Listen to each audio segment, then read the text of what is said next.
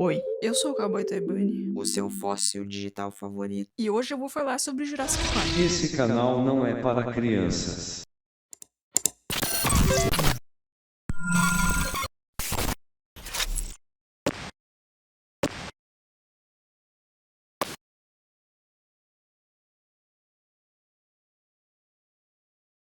Gente, na verdade eu tinha gravado esse vídeo lá em dezembro, mas como os vídeos de filme no canal não vão muito bem, eu meio que engavetei ele. Eu tô trazendo esse assunto de volta porque simplesmente está acontecendo IRL na vida real, no live action, no server em que vivemos. Os caras trouxeram o Lobo Terrível de volta à vida. Entre aspas, né? Porque, pelo que eu entendi, e eu vou explicar aqui de maneira muito burra, genética não é e nunca foi a minha área, mas eles pegaram, né, algumas informações genéticas trazidas de fósseis, né, e outras coisas encontradas por aí na América do Norte e conseguiram fazer uma edição em um DNA para implantar numa barriga de aluguel e daí nasceram os lobinhos com skin de lobo terrível. E cara, ao mesmo tempo que eu fiquei maravilhado com essa notícia, eu achei tenebroso as implicações que isso pode acarretar, como a gente viu em Jurassic Park. Essa notícia saiu ontem, no dia que eu tô gravando, né? E todo esse tempo eu tô esperando alguém fazer uma analogia disso com Jurassic Park. Não aconteceu, então eu estou trazendo aqui e aproveitando para reviver esse vídeo que eu já tinha gravado.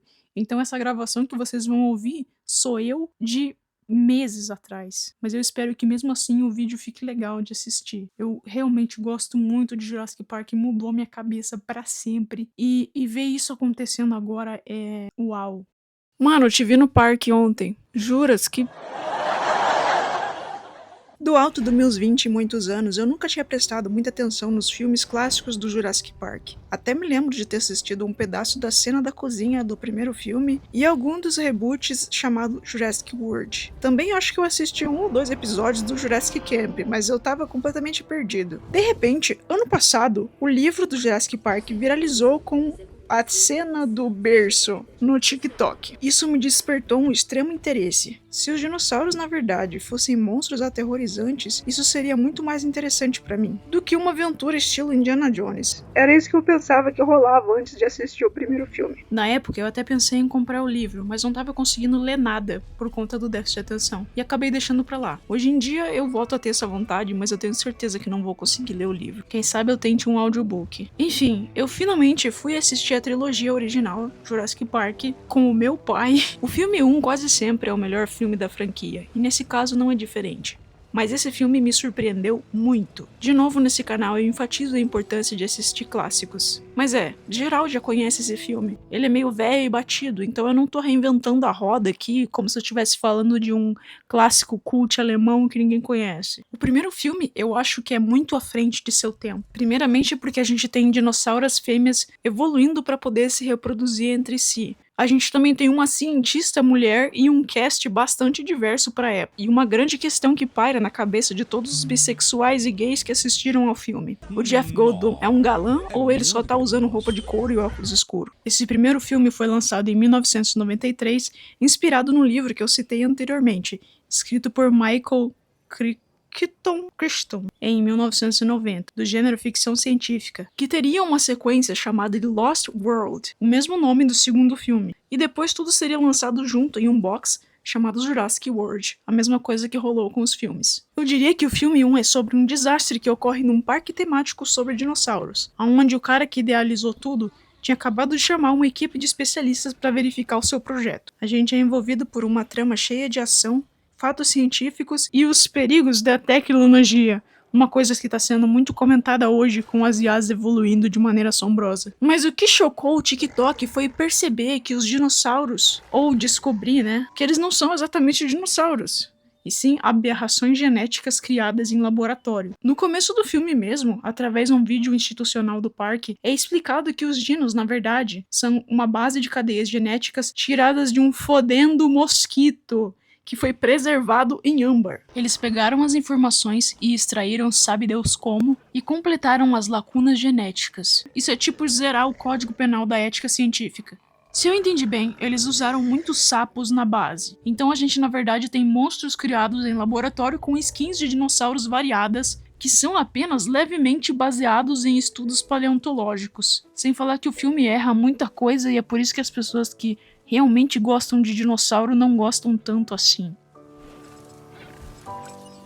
Vale lembrar que mesmo os estudos que a gente tem hoje em dia deixaram várias questões que não foram respondidas, que dirá nos anos 90. E para piorar, a maioria dos dinos da saga são do período Cretáceo e não Jurássico. Mas eu devo dizer que Jurassic Park soa muito melhor do que Cretacic Park. E dito isso, eu achei que essa bela desculpinha permite o autor a tomar várias liberdades criativas, já que ele não necessariamente precisa documentar tudo 100% acurado. O Jurassic Park ficou meio infame por forçar a barra com algumas coisas e trazer informações erradas, como eu disse pra vocês. Mas, honestamente, saber que eles são monstros deixa tudo muito mais foda pra mim. Se eu quiser ver dinossauro acurado, eu vejo documentário de dinossauro.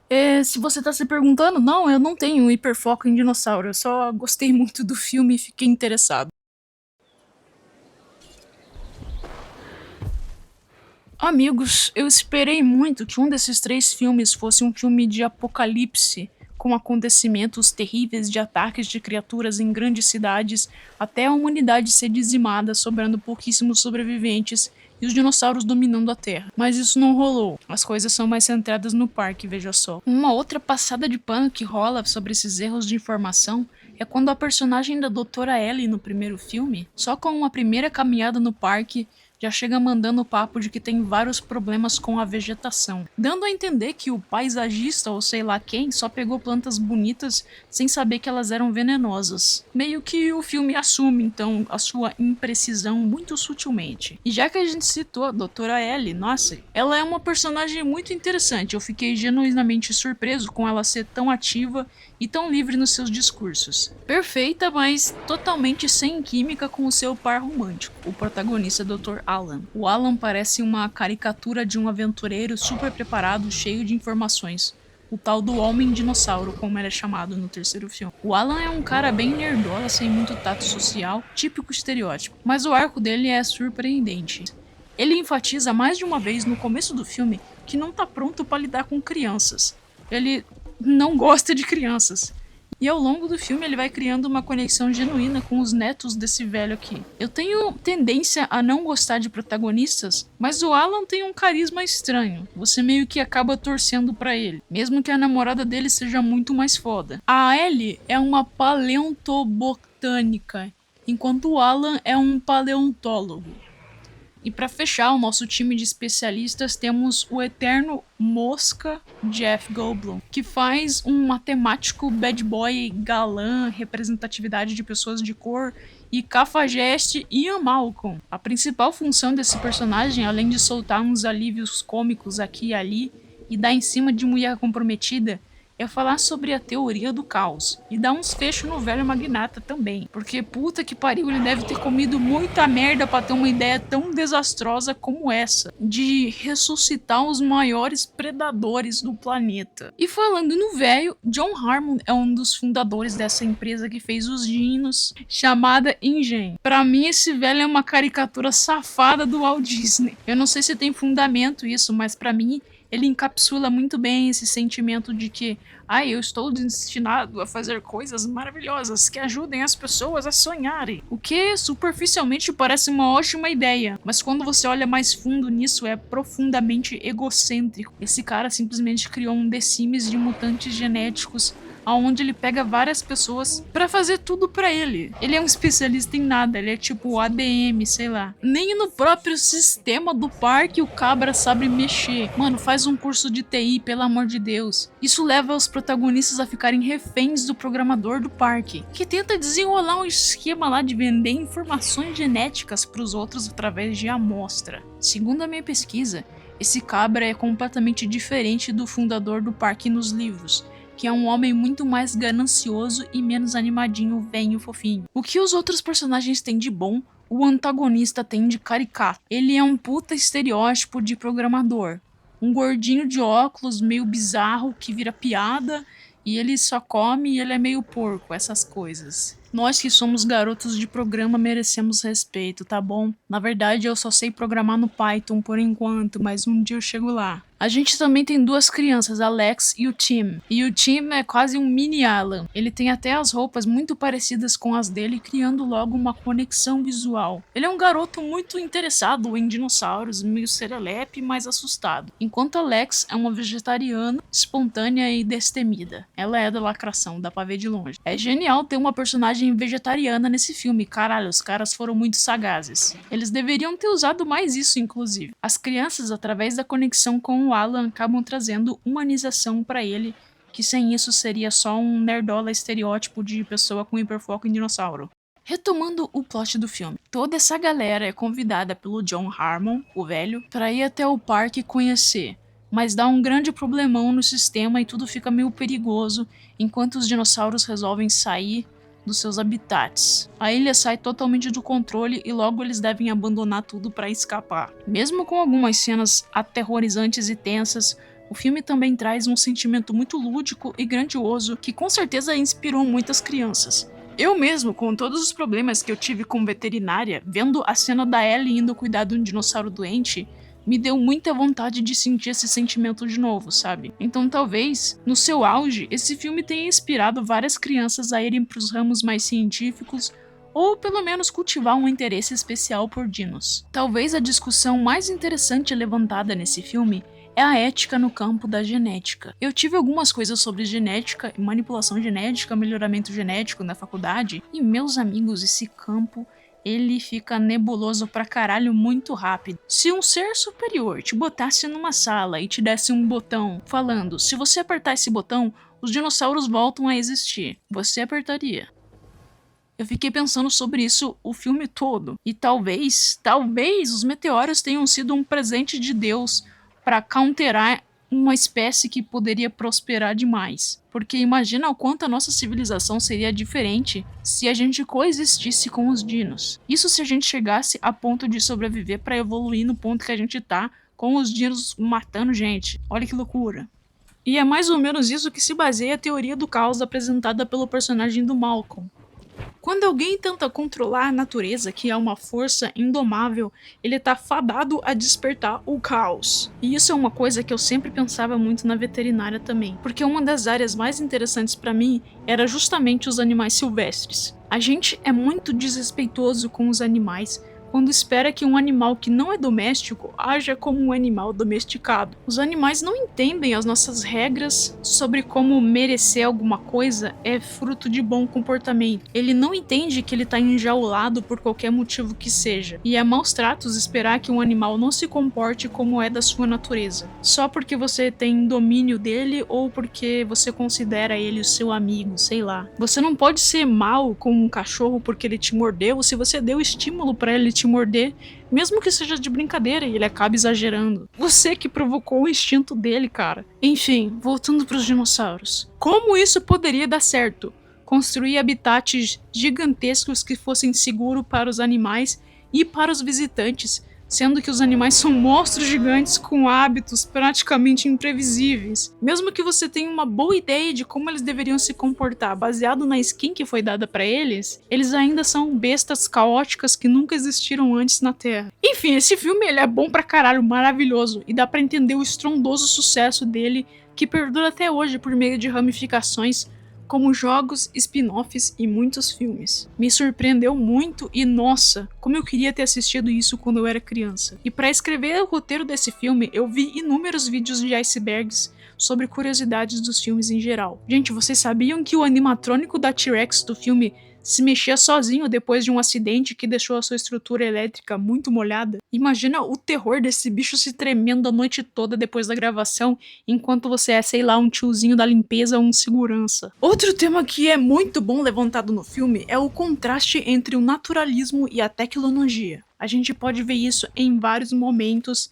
tanto no texto como no subtexto. Principalmente porque o maior vilão do filme é o mau funcionamento tecnológico do parque, deixando toda a galera à mercê dos dinos que estão apenas vivendo lá, né? Esse contraste é mais visível no filme 2, mas a gente vai chegar lá. Outra coisa curiosa é que o filme em si também é tecnologicamente um choque entre efeitos especiais e efeitos práticos, mostrando os primeiros passos de efeitos especiais feitos em computador enquanto mistura animatrônicos completamente mecânicos. Segundo a minha pesquisa, o filme também se tornou algo muito pessoal para o diretor Steven Spielberg, conhecido por filmes como Indiana Jones, ET e outras pedradas cinematográficas. Ele meio que se via muito nesse filme, levando várias pequenas coisinhas do plot pro pessoal. Eu sempre defendo escrever obras que conversem pessoalmente com o autor, porque assim as coisas se tornam mais viscerais e mais palpáveis. Naquela creepypasta da Hatsune Miku que eu escrevi, eu botei muitas inseguranças pessoais minhas. Enfim, eu entendo o menino Steven Spielberg. Spoilers ácidos do filme agora, se nenhum dos spoilers que eu já soltei te assustou. Na minha pesquisa, eu descobri que nos livros, todos os dinossauros eventualmente morrem de doença. O que pra mim é um conceito muito foda, mostrando uma inevitabilidade da extinção e a fragilidade dos organismos que são manipulados geneticamente. Apenas os dinos que deixaram as ilhas natais teriam chance de sobreviver. Como eles dizem no filme várias vezes, a natureza dá um jeito. Tendo em vista que o filme 2 nunca é tão bom quanto o 1, eu achei que o filme 2 fosse ser desastroso e chato, uma continuação forçada, sei lá.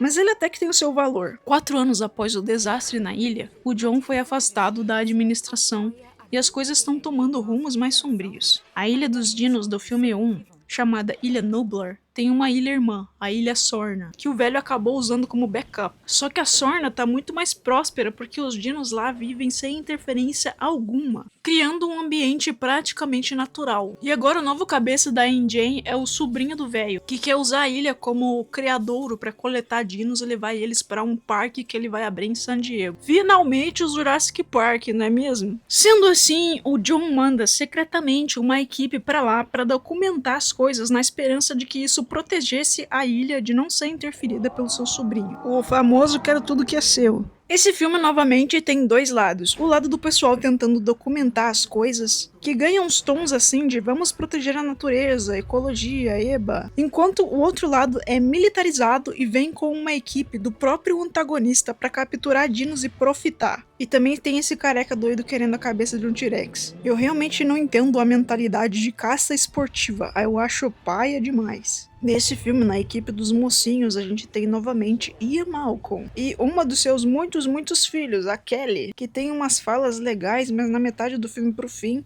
meio que ela é descartada como personagem e vira só uma mochila do Malcolm. Eu acho que na verdade ela tá ali pra dar uma humanizada no Ian. E também pra ser um grande empecilho, tipo, caralho, precisamos proteger a criança, pô. Também tem a Sarah, que é uma das namoradas do Malcolm. E ela tem o mesmo sobrenome que o veterinário do filme 1, indicando que eles podem ser parentes. A Sarah é justamente o motivo que o velho usa para atrair o Malcolm para a segunda ilha. Do contrário, ele nunca mais iria lidar com os dinos. Ela meio que substitui a Ellie no filme, sendo a cientista mulher proativa e muito corajosa. Ela só quer se conectar com os dinos e deixar que eles vivam sossegados, e é interpretada pela muito foda Julianne Moore. Quem conhece a Julianne dos filmes mais cults dela, não imagina que ela estaria numa sequência de blockbuster. Mas enfim, ela tá lá e eu acho que ela tem muito mais química com o personagem do Vince Vaughn do que com o Ian. O personagem do Vince é o Nick e ele é um fotógrafo de vida animal. Mas depois a gente descobre que ele também é um ativista de ecologia. E ele toma uma decisão muito arriscada para salvar um dino num acampamento militar que estava ferido. Ele leva esse bebê dino para Sarah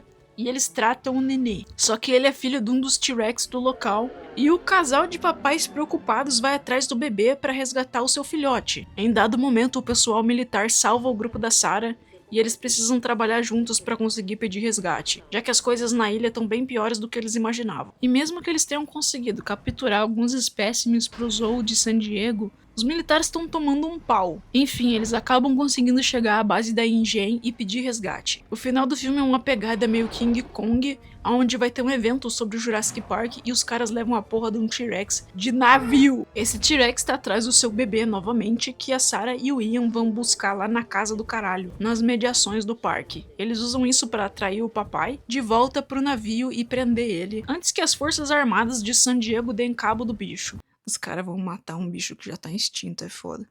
Novamente a gente tem esse subplot de preservação e ecologia. Como eu disse, esse filme foi melhor do que eu esperava, mas eu devo admitir que o primeiro é bem mais carismático e grandioso.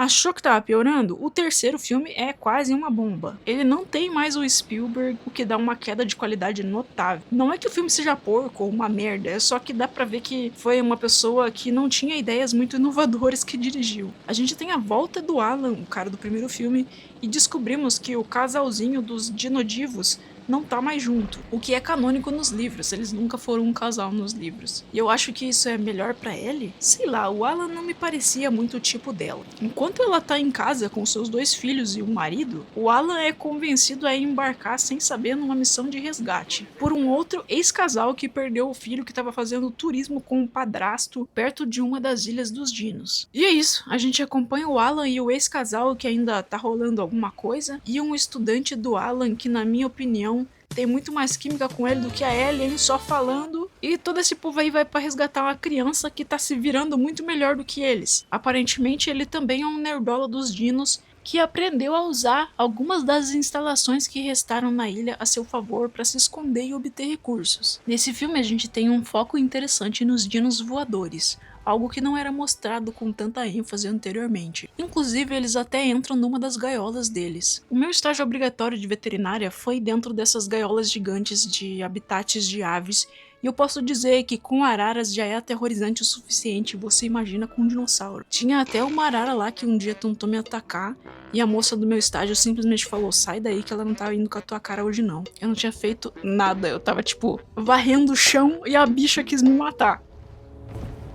O amigo do Alan, aquele estudante, ele tenta roubar uns ovos, então a gente tem um grande destaque também para os raptores. O Alan até vem com um papinho estranho de que os raptores seriam super inteligentes e capazes de se comunicar por padrões sonoros de forma super complexa. Ele teoriza que se os dinos não tivessem sido deletados do servidor, eles poderiam ter sido a espécie dominante no lugar dos primatas. Muito foda, amigo, mas eu acho que não, forçou um pouco. Quanto àquela sequência de personagens femininas fodas, nesse filme a gente tem uma mãe, que apesar de ser muito linda, e acredite, eu não tenho nada contra mães, ela não faz nada de relevante. E no fim, o Alan manda um zap pra Ellie pedindo pra eles serem resgatados. Esse filme traz algumas cenas bem legais, tipo a do gaiolão que eu falei, que veio dos livros. E é legal ver o Alan de novo. Eu sei que o Ian também aparece nos filmes novos, mas eu não me dei o trabalho de assistir eles porque eu achei, tá, um vídeo sobre 3 filmes já tá bom demais, além de tudo que eu tagarelei sobre os livros e as minhas teorias. Como eu tava dizendo, a qualidade do filme 3 caiu tanto que eu quase não terminei de assistir. Eu só terminei de ver porque eu tinha que fazer o vídeo mesmo. Falta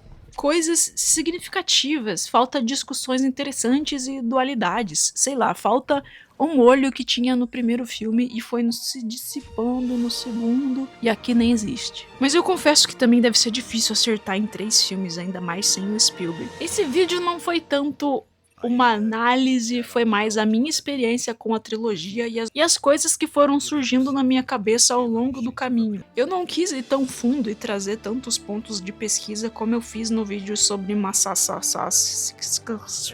mas eu, de novo, queria dizer que eu me senti muito inspirado quando eu vi ele. Se você ainda não viu, por favor, assista pelo menos o primeiro filme. Eu fiquei tão inspirado que eu tava no final do meu curso de game design e eu acabei fazendo um joguinho de dinossauro, esse aí que tá na tela. É um joguinho bem simples e meio bunda, só pra entregar o trabalho mesmo, mas eu fiz todos os assets e efeitos sonoros. Eu também vou dizer que eu queria muito poder ler o livro, porque ele supostamente leva as coisas pra um lado muito mais aterrorizante e se aprofunda nessas questões científicas que eu falei. Se você já leu o livro, por favor, deixe aí nos comentários o que você achou sem dar muito spoiler. Talvez, se eu pegar um gás, eu consiga ler pelo menos o começo.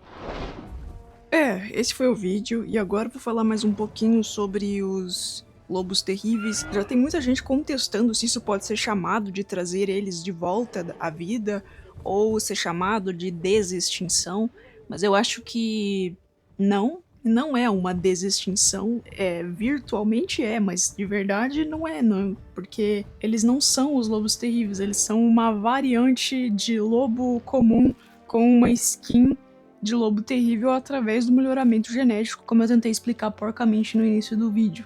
Ouvi algumas pessoas falando que isso pode ser uma ferramenta interessante, né, esse uso dessa técnica para realmente impedir a extinção que ainda não aconteceu de espécies, que eu acho que seria muito interessante para ser utilizado, né? Porque a gente tem espécies que realmente estão em risco iminente de extinção, passo que a destruição, né, a ebulição global está seguindo. Provavelmente muitas espécies ainda vão sofrer ou já estão sofrendo. E a gente tem até espécies que nem foram descobertas e já podem ter acabado e a gente nem as conheceu, né? Como no fundo do mar, nas camadas mais abissais. Mas enfim, eu realmente ressalto o que eu disse no começo do vídeo. Eu acho um pouco assustador essa brincadeira genética e as implicações que ela pode trazer no futuro, porque é poder demais. E a gente sabe que nem todo profissional da ciência é ético, né? Ainda mais que tem algumas pessoas que prezam que é preciso ter progresso, não importa o custo. Outra coisa que eu sempre digo quando alguém me pergunta sobre genética é que a genética, para ela chegar próxima da eugenia, falta só um pulinho, e isso pode ter implicações assim muito filosóficas e muito profundas, né? É necessário melhorar uma condição genética para, por exemplo, livrar o ser de uma condição prejudicial para a vida dele? Isso é, tipo, natural? Isso é ético? Ou a gente deve seguir com o curso natural? Ao mesmo passo que, se a gente tem possibilidade de melhorar a vida de alguém antes dessa pessoa nascer, por que não fazer isso? Mas é lógico que algumas pessoas vão usar isso simplesmente para noções cosméticas, né? Como escolher a cor do olho e a cor do cabelo do filho antes que ele nasça. Enfim, como eu disse, tem discussões assim muito profundas e é difícil chegar em um consenso porque elas envolvem ética. Eu só queria trazer um pouco dessa discussão e fazer vocês pensarem sobre essa tal da notícia do lobo terrível. E ele parece só um cachorrinho filhote, mas eles com certeza são lobos muito maiores do que o Canis lupus, né, o lobo normal. E quais são as implicações de trazer esse bicho de volta à natureza? Ele vai ser solto na natureza em algum ponto? Ou eles são criados em laboratório para viver no cativeiro? Porque isso pode trazer um puta desequilíbrio ecológico se eles forem soltos numa área livre assim, e a gente não sabe muito bem o que ele pode fazer, né, com a cadeia alimentar, quais as implicações disso. Assim como no Jurassic Park, a única coisa que a gente tem são estudos comportamentais antigos, né, do que a gente teve com base nos fósseis desses animais. Enfim, muita coisa tem que ser pensada e isso pode, como eu disse já várias vezes, trazer implicações terríveis ou maravilhosas para o futuro. Então eu acho que eu tô no time do Ian Malcolm aí sobre a teoria do caos, que às vezes talvez era melhor não mexer com isso, porque uma coisinha que parece inocente agora, vamos trazer um cachorrinho grandinho do Game of Thrones de volta à vida, pode desencadear coisas escabrosíssimas no futuro. E se você gostou desse joguinho que tá de fundo aí na tela, esse joguinho é o jogo do Jurassic Park. Eu acho que ele chama Evolution e tem o 1 e o 2, esse aí é o 1. Que eu tinha comprado faz muito tempo, porque eu sempre gostei de jogos Tycoon, que é esse gênero de jogo de gerenciamento de parque, de montanha-russa, zoológico. Mas eu devo dizer para você pensar com muito carinho se você for comprar esse jogo, porque ele se torna repetitivo muito rápido, os controles não são muito fáceis, a interface não é muito amigável para novos jogadores. Eu mesmo fiquei um tempão sem jogar e agora que eu voltei para gravar esse vídeo, eu não tava entendendo porra nenhuma do que era pra fazer. Se vocês prestarem atenção, eu clico no lugar errado várias vezes. E o 2 eu acho que tem mais variedade de dinossauros e outras coisas. Mas é legal botar nesse modo câmera e ficar assistindo os dinossauros interagindo. Eu acho que deve ser legal fazer uma gameplay caótica também e sortar eles aí pra ver eles atacando as pessoas. Sei lá, é um joguinho legal, mas assim, você com certeza não vai jogar ele por muito tempo, a menos que o seu hiperfoco seja muito, muito específico. De qualquer forma, esse foi o vídeo, espero que vocês tenham gostado. Espero que essa discussão que eu tentei trazer agregue alguma coisa, ou que pelo menos vocês tenham ficado com vontade de assistir os filmes antigos. Se você tem alguma história sobre dinossauro ou sobre a sua relação com os filmes, deixe aí nos comentários que eu vou gostar de ver. E também considere se tornar membro para assistir as lives e entrar no nosso grupo do Discord. Eu respondo o Discord o dia inteiro, é impressionante. Você também pode me mandar perguntas anônimas no Stroll Page, ou se quiser me mostrar alguma coisa que você desenhou, pode me marcar no Blue Sky ou no X. Enfim, por hoje é isso. O próximo vídeo deve ser o My Little Amnesia. Então aguardem aí. Já marca o sininho e já vê se tá seguindo o canal para ficar por dentro das novidades. É isso e tchau.